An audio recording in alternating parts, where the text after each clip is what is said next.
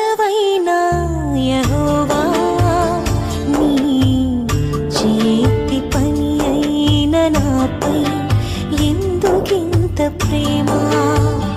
మంటికి రూపమిచ్చినావు, మహిమలు స్థానమిచ్చినావు.